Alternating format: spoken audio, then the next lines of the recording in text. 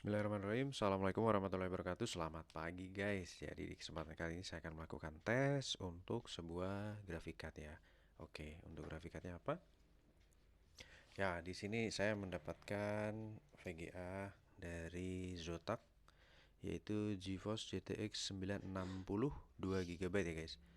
Nah, saya informasikan ke teman-teman, di sini untuk unit ini benar-benar masih kinyis-kinyis ya guys. Dilengkapi dual fan, kemudian di belakang headsetnya masih bersih banget ya, no karat, no korosi.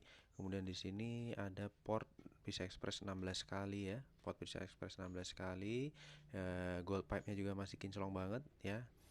Kemudian di bagian portnya di sini ada satu buah display port, satu buah HDMI port, dan dua buah DVI port ya. Ada DVI yang plus dan ini yang main.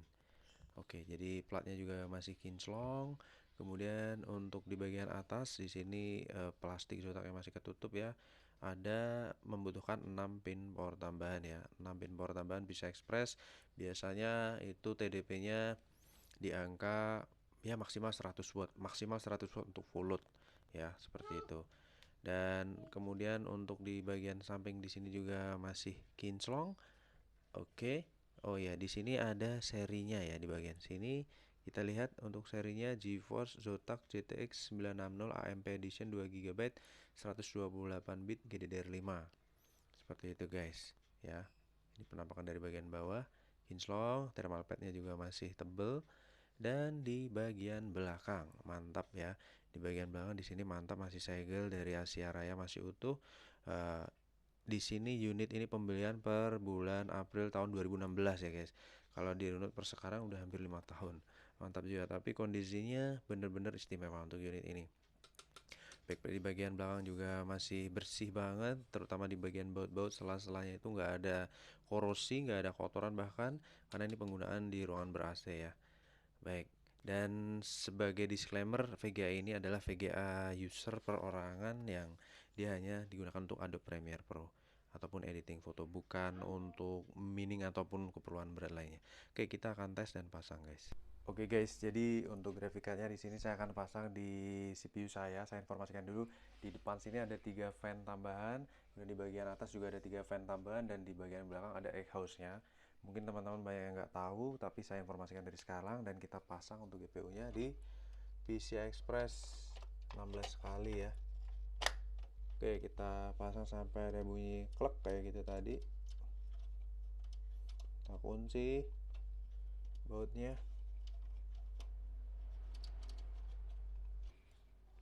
Kita kasih double baut biar kenceng ya, nggak goncang. Oke, mantap. Saya gunakan port HDMI nih guys. HDMI udah saya pasang. Kita kasih 6 pin power tambahan ya, 6 pin power tambahan, jangan salah guys. VGA ini hanya butuh 6 pin power tambahan, bukan 8 ya. Biasanya untuk VGA perform dia membutuhkan pin power tambahan seperti itu. Oke, kita nyalakan dulu power supply-nya. Kita akan nyalakan guys powernya. Bismillah. Mantul jul, kipas berputar, ciamik soro, dia langsung idle ya untuk kipasnya. Habis berputar dia langsung idle.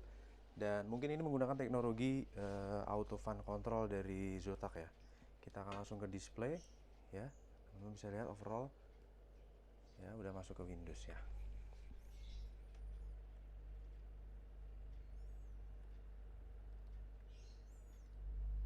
Oke, biar nggak miring nih kakinya. Maklum guys, pakai tripod murah nih guys, jadi kakinya suka miring-miring. But it's okay ya, yang penting saya akan jelaskan sedetail-detailnya teman-teman. Oke, jadi saya tes per tanggal 13 November jam 6.45 ya, atau jam 7 kurang. Miring nggak guys? Semoga nggak miring. Oke, kita login dulu ke sistem. Kipasnya udah idle ya, jadi ini ada teknologi yang namanya auto fan control dari GeForce ya, Nvidia. Dari Nvidia bukan dari GeForce, dari Nvidia.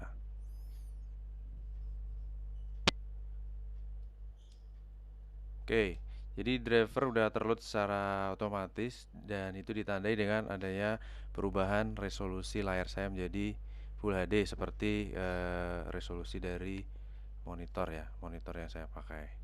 Karena resolusinya hanya sampai Full HD.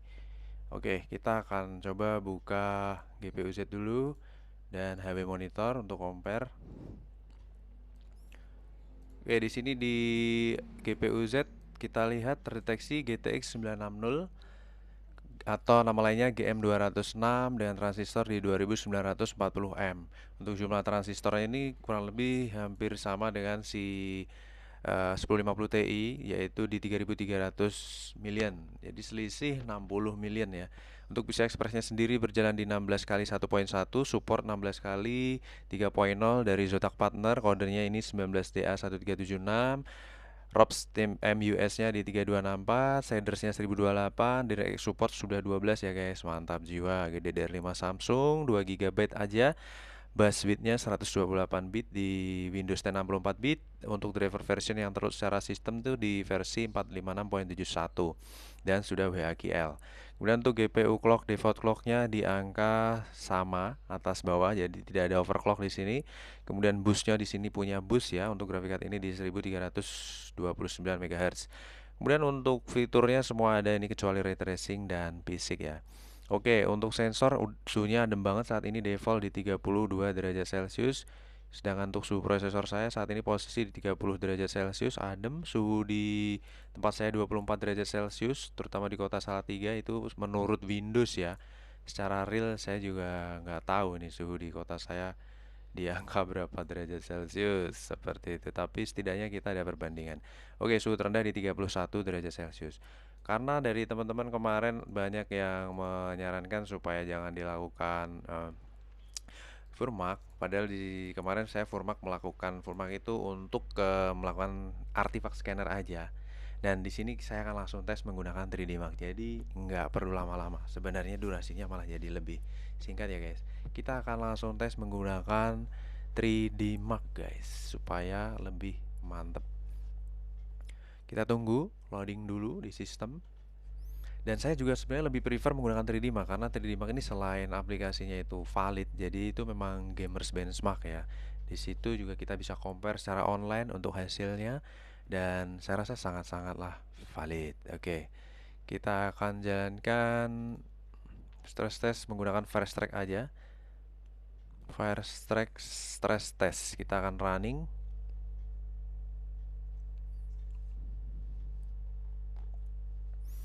Jadi untuk Firestrike ini akan berjalan 20 loop selama 20 menit dan nantinya kita akan lihat result bagaimana sih stabilitas dari grafik card ini. Seperti itu guys. Collecting system info. Oke. Sudah loading. Kita tinggal tunggu.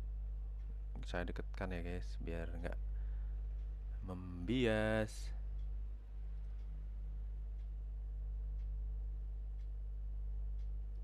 Saya lebih senang pakai 3D Mark karena hasilnya itu valid ya. 36 fps, mantep, nggak kalah loh guys sama 1050 Ti fix ya. 40 fps, 43 fps. Kalau 1050 Ti di sini jumlah framenya itu sampai 1000. Nah, 960 ini berapa frame nih? Kita tunggu dari loop pertama ini.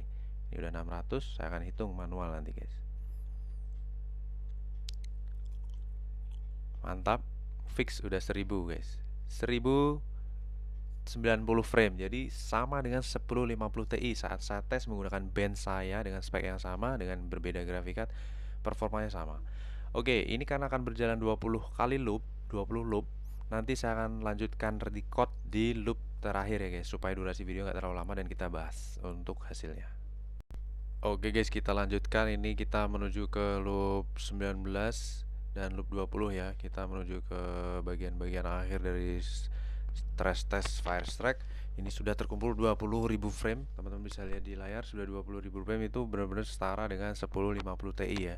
Karena saat melakukan stress test dengan Firestrike untuk 1050 Ti, jumlahnya di angka 20.000 frame untuk sampai loop terakhirnya, kurang lebih 20.000 frame. Itu pun untuk varian tertinggi seperti MSI, Gaming Egg, Asus ROG Strix 1050 Ti bisa dibilang setara dengan si GTX 960 yang saya tes saat ini, walaupun berbeda memori ya. Oke.